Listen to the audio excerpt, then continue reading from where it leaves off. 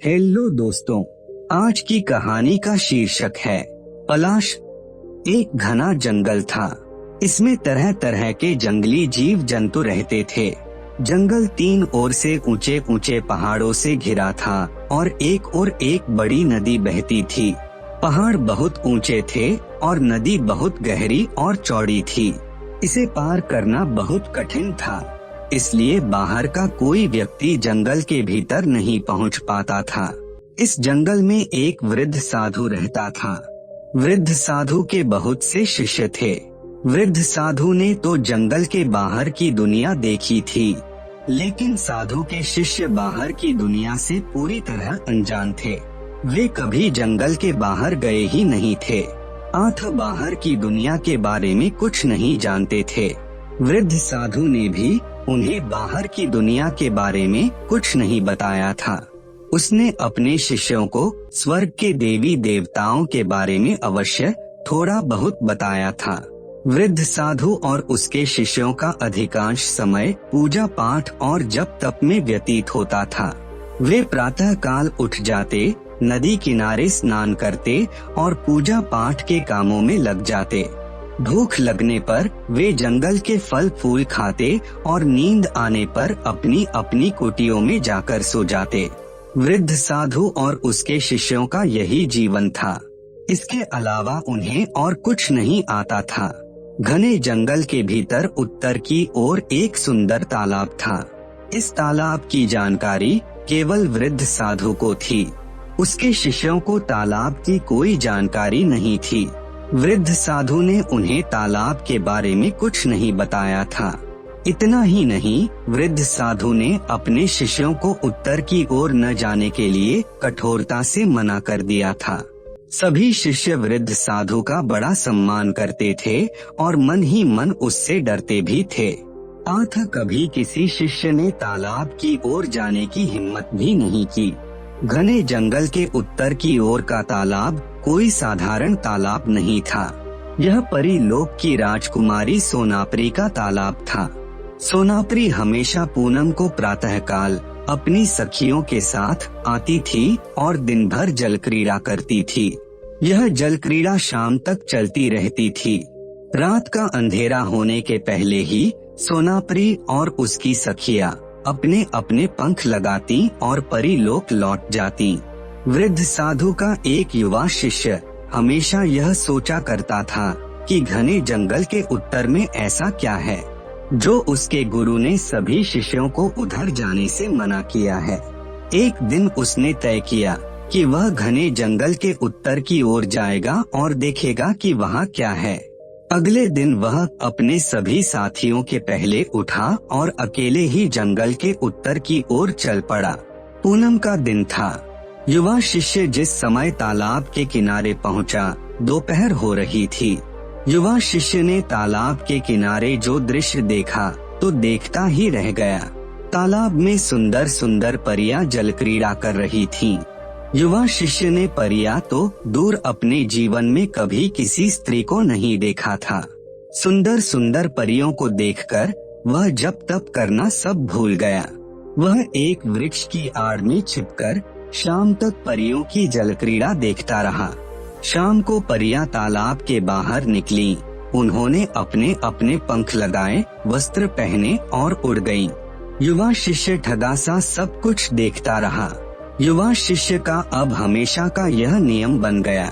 वह पूनम के दिन अपने सभी साथियों से पहले सोकर उठता और तालाब के किनारे पहुंच जाता और दिन भर जल परियों की जल क्रीड़ा देखता रहता। धीरे धीरे 5 महीने बीत गए। उसका मन अब जप तप में नहीं लगता था। वह दिन भर परियों के बारे में सोचता रहता था। रात को सपने में उसे जल क्रीड़ा करती हुई परियां दिखाई देती। युवा शिष्य हमेशा बड़ा बेचैन रहता था। उसकी समझ में नहीं आ रहा था कि वह क्या करे। इतने दिनों में उसने परियों के बारे में इतना तो जान लिया था कि परीलोक से आने वाली परियों में एक उनकी राजकुमारी है और बाकी सभी उसकी सखियां हैं। परियों की राजकुमारी अपनी सखियों के साथ हमेशा पूनम को आती थी।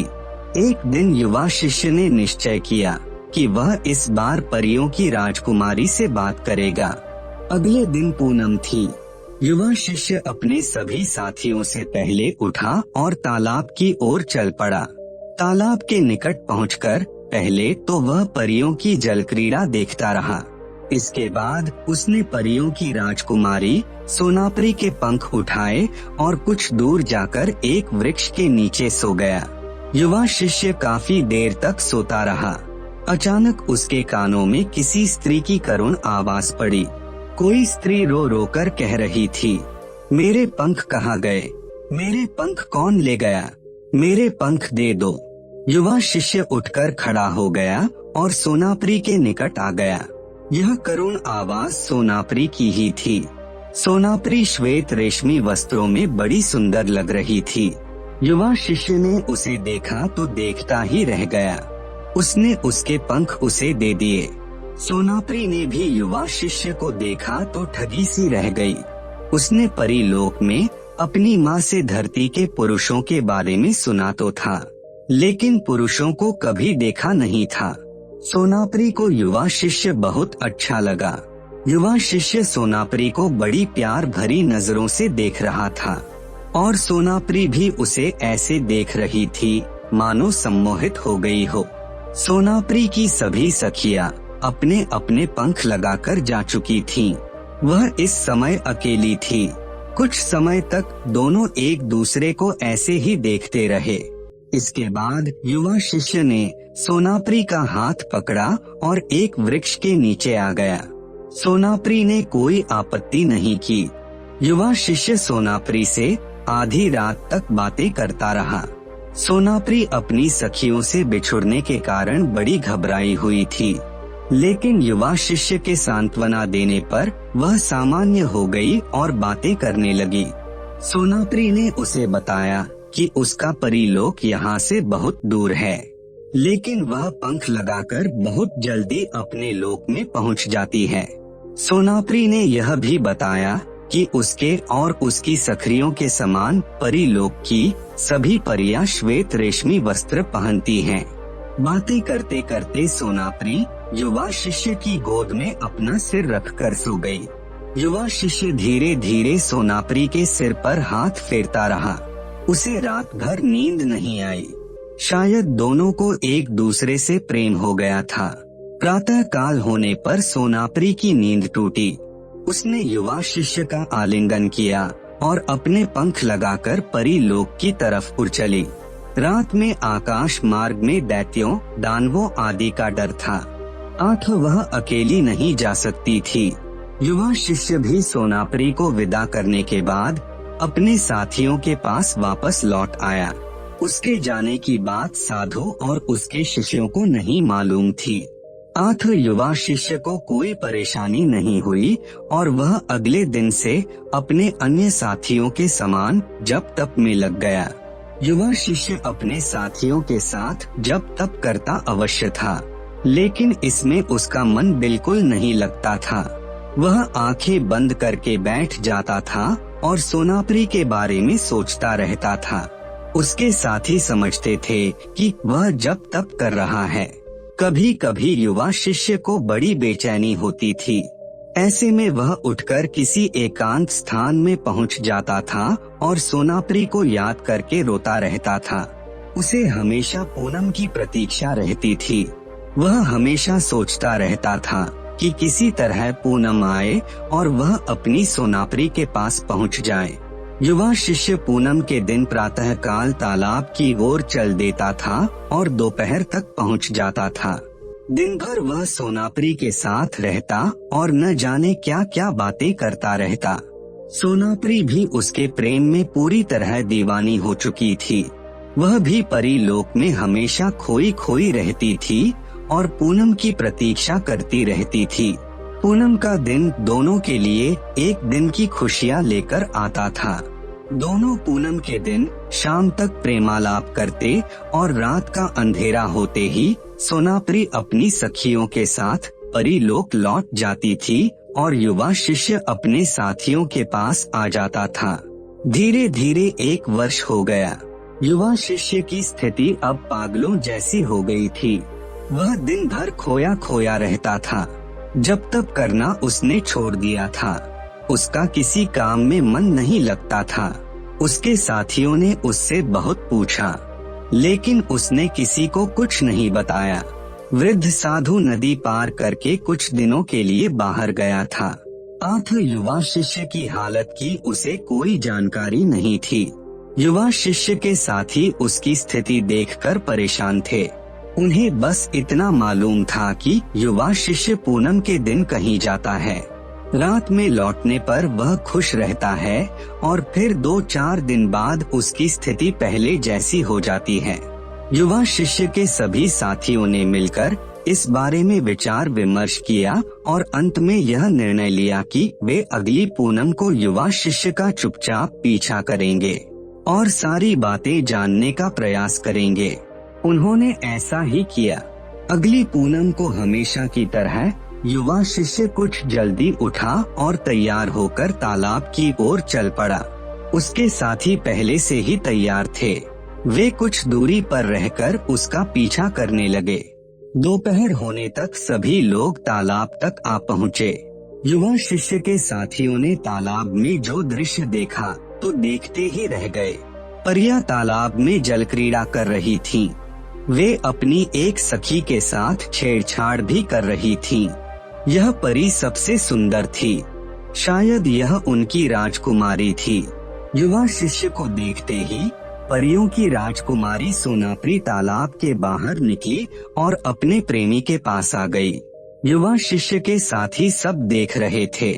अचानक उन सभी के मन में न जाने क्या आया कि सभी ने आगे बढ़कर तालाब में जल क्रीड़ा कर रही परियों के पंख उठा लिए। परियों ने अजनबी लोगों को देखा तो पहले तो घबराई, फिर शीघ्र ही सामान्य हो गईं। वे तालाब के बाहर निकलीं और युवा शिष्य के साथियों के पास आ गईं और उनसे अपने पंख मांगने लगीं। युवा शिष्य के साथियों ने सभी परियों के पंख लौटा दिए। युवा शिष्य के जितने साथी थे उतनी ही परियां थीं। यह देखकर सभी को आश्चर्य हो रहा था। परियों ने भी पंख मिलने के बाद उन्हें लगाया नहीं, बल्कि युवा शिष्य के साथियों से मुस्कुराकर बात करने लगीं। थोड़ी ही देर में एक एक परी ने एक एक साथी को चुन लिया और उनके जोड़े बन गए। सोनाप्री और युवा शिष्य ने उन्हें देखा तो मुस्कुरा दिए। धीरे धीरे शाम हो गई। परियों ने एक बार आसमान की ओर देखा। आज उनका मन परीलोक लौटने का नहीं हो रहा था, लेकिन अंधेरा होने के पहले परीलोक लौटना आवश्यक था। आठ सबने अपने अपने पंख लगाए और अपने अपने प्रेमियों से विदा लेकर परीलोक की ओर उड़ चली। धीरे धीरे 6 महीने और बीत गए। युवा शिष्य और उसके साथी पूनम के दिन तालाब के पास पहुंच जाते थे और दिन भर परियों के साथ प्रेमालाप करते थे और रात का अंधेरा होने के पहले परियों को विदा करके वापस लौट जाते थे। वृद्ध साधु अभी तक वापस नहीं लौटा था। बसंत का मौसम आने वाला था। ठंडक धीरे धीरे कम होती जा रही थी। एक दिन युवा शिष्य सोनापरी का सिर अपनी गोद में रखे उससे मीठी मीठी बातें कर रहा था। उसके साथी भी परियों के साथ प्रेमालाप में मग्न थे। शाम होने को थी। सोनापरी और उसके साथ की परियों के लौटने का समय होने वाला था। अचानक वृद्ध साधु प्रकट हुआ। वह बड़े क्रोध में था। सोनापरी और उसके साथ की परियों ने क्रोधित साधु को देखा तो शाप के भय से अपने पंख लगाए और परीलोक की ओर उड़ चली। क्रोधित वृद्ध साधु ने परियों को तो कुछ नहीं कहा, लेकिन अपने सभी शिष्यों को उसने असुंदर वृक्ष होने का शाप दे दिया। युवा शिष्य और उसके साथी शीघ्र ही असुंदर पलाश के वृक्षों में बदल गए और कुछ ही पलों में तालाब के चारों ओर पलाश के वृक्षों का एक जंगल सा दिखाई देने लगा। अगली पूनम को जब सोनापरी अपनी सखियों के साथ आई तो उसे युवा शिष्य और उसके साथियों की यह स्थिति देखकर बड़ा दुख हुआ। सोनापरी युवा शिष्य को हृदय से प्यार करने लगी थी। वह बड़ी देर तक वृक्ष पर अपना सिर पटककर रोती रही। इससे उसका सिर फट गया और पलाश का पेड़ खून से तर हो गया। सोनापरी के समान उसके साथ की परियां भी पेड़ बने अपने अपने प्रेमियों पर सिर पटक रही थीं। उनके भी सिर फट गए और खून बहने लगा। सोनापरी और उसके साथ की परियां शाम तक रोती बिलखती रहीं और फिर अपने अपने पंख लगाकर भारी मन से परी लोक चली गईं। कहते हैं कि सोनापरी और उसके साथ की परियों का खून पलाश के वृक्ष पर जहाँ जहाँ गिरा वहाँ पलाश के फूल खिल उठे। आज भी बसंत के आगमन के समय सोनापरी और उसके साथ की परियां धरती पर आती हैं। वे टेढ़े मेढ़े पलाश के पेड़ों पर अपना सिर पटक पटक कर रोती हैं और अपना सिर लहूलुहान कर लेती हैं। सोनापरी और उसके साथ की परियों के जाने के बाद उन सभी का खून फूलों में बदल जाता है और पलाश का पेड़ सुंदर लाल फूलों से लग जाता है। आपको ये कहानी कैसी लगी नीचे कमेंट करके हमें जरूर बताइएगा। अगर आपको ये कहानी पसंद आई हो तो अपने दोस्तों के साथ जरूर शेयर करें और ऐसी ही प्यारी कहानियाँ सुनने के लिए हमारे YouTube चैनल को सब्सक्राइब करें। धन्यवाद।